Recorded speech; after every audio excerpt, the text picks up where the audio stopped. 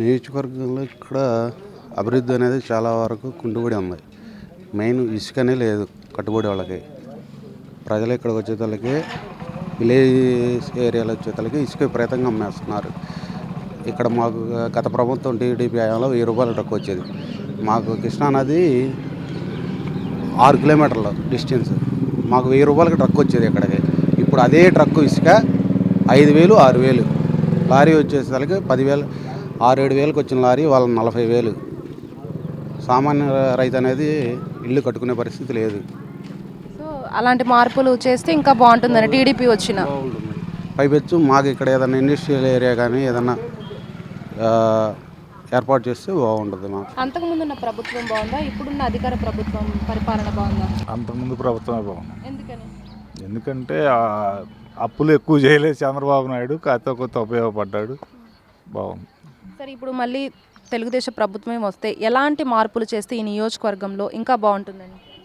అంటే ఈ పెట్రోల్ ధరలు, డీజిల్ ధరలు పెంచారు కదా, మందు తాగే వాళ్ళకి మందు ఇబ్బంది అన్నీ పెంచేసాడు కదా. ట్యాక్స్ అన్నీ తినడానికి తినే బంగారు పప్పులు కానీ ఉప్పులు కానీ అన్నీ పెరిగిపోయి పెంచాడు కదమ్మా.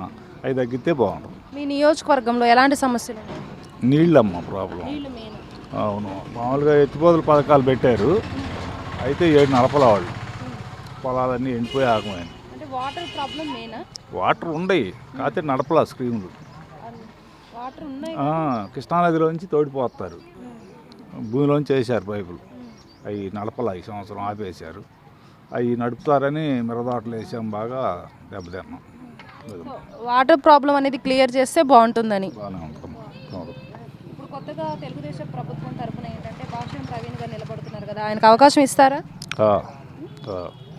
అవకాశం. అంతకుముందున్న పరిపాలన బాగుందా, ఇప్పుడున్న అధికార పరిపాలన బాగుందా? అధికార పరిపాలన బాగుందని ఎవరన్నా చెప్పారా? అంతకుముందు ఉన్నదే బాగుంది. సరే, ఇప్పుడు తెలుగుదేశం ప్రభుత్వం వస్తే మీ నియోజకవర్గంలో ఎలాంటి మార్పులు చేస్తే బాగుంటుందని?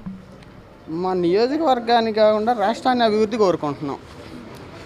రాష్ట్రం అభివృద్ధి అయితే నియోజకవర్గం అదే అభివృద్ధి అయితే. యువతకు ఉద్యోగం, రాష్ట్ర అభివృద్ధి,